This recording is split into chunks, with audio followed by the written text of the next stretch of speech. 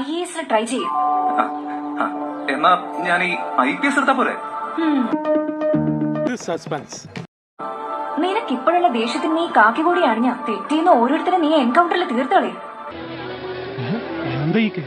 നോക്ക്, നീ എങ്ങാനും IPS ആയ ലൈഫിലും ഞാൻ നിന്നോട് സംസാരിക്കില്ല.